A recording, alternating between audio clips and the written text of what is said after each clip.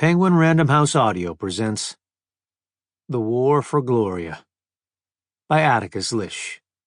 Read for you by Chris Andrew Ciulla. Alewife Station, 1990. Beth Diane, 18. My Fistful of Flowers.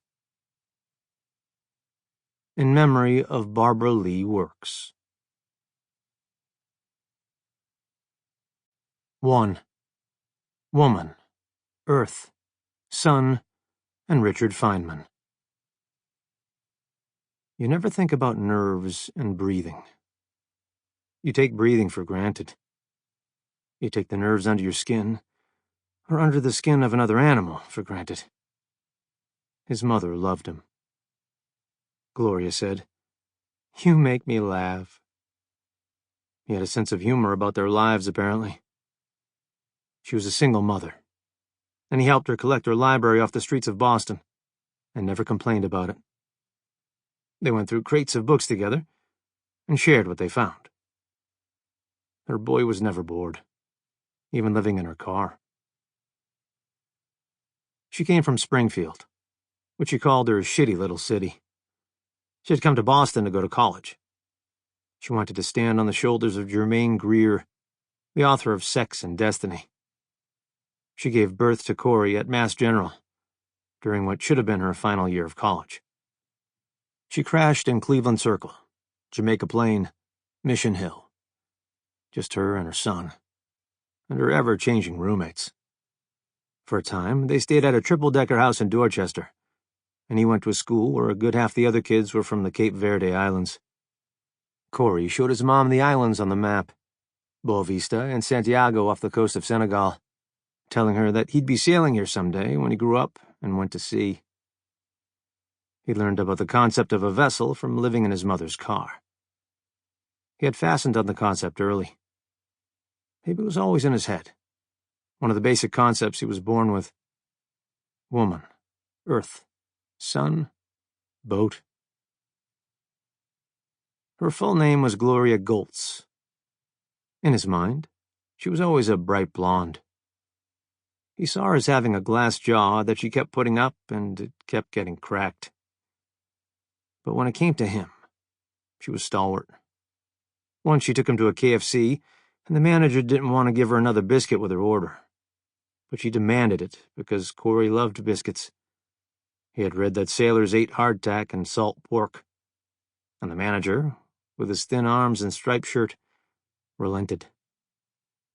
"Mom, you're always giving me things. You never ask for anything." Gloria and Corey cut the biscuits on their brown plastic tray and had them with butter and honey. "Will you mind it when I become a sailor?" "Oh, no. But I want you to be a smart sailor. I don't want you to be dumb. But will you mind it when I have to leave home?" "I'll have to accept it." "I'll come back and visit. Voyages usually take about 3 years. Whaling voyages can take 7. There was a pattern between them of her getting blue and of him helping her. She got blue because of herself. She had not fulfilled the ambition she'd had at 17, smoking a cigarette in front of her concrete dorm building at Lesley College in the shadow of Harvard, in the literal shadow of its tombstone-shaped ivy-covered law library. To think and write and shock the world, to condemn it, to synthesize all the available evidence, art, history, movies, negative images and messages in the media, her upbringing, her body in the mirror, her own thoughts, even the smallest things down to the cigarette in her mouth, into a single scream of rage against the patriarchy.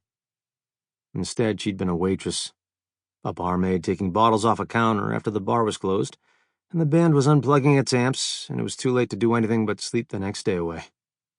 And this had gone on for years. Years of telling herself that she was finding her voice, that she was getting ready. Years of reading, not writing, of groggy afternoons, a feminist book in her hands on the tea, Sex and Destiny, Doc Martens on her feet, reading at the Au Bon Pain, jumping up from her wire chair and standing on the red leather toes of her boots to hug the street musicians who drifted in with the pigeons, carrying guitars, wearing bowler hats and German army trench coats, the wet stink of the bathroom around the corner, and the weird men playing chess all day. The hobos from Seattle, skinheads in suspenders saluting in the street, a dyed mohawk the size of a circular saw blade from a lumber mill atop a gaunt, bald head.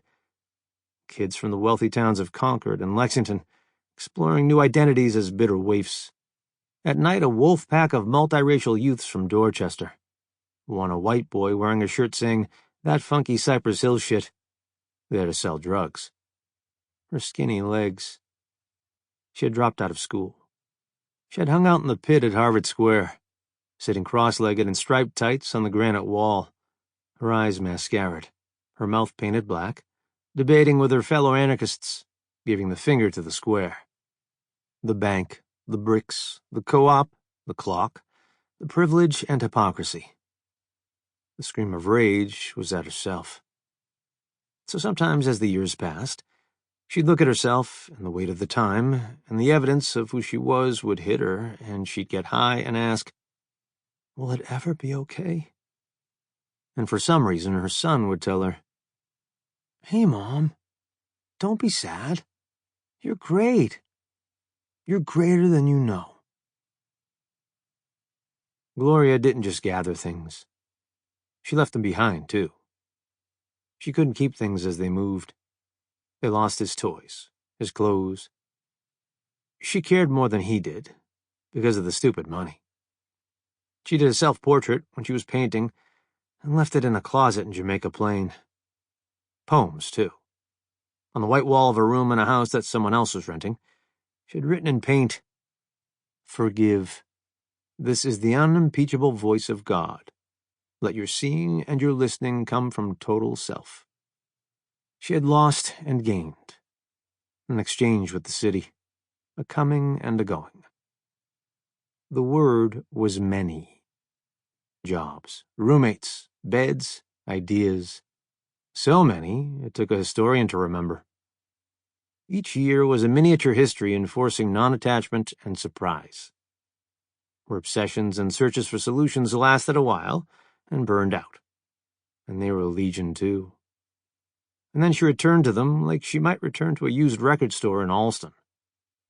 She might write a song or pick up paints again, and the feeling she would temporarily have would make her think she never should have dropped this, that doing so had been her worst mistake. Here was the answer after all. As her son grew, he began developing a sharp, boyish face.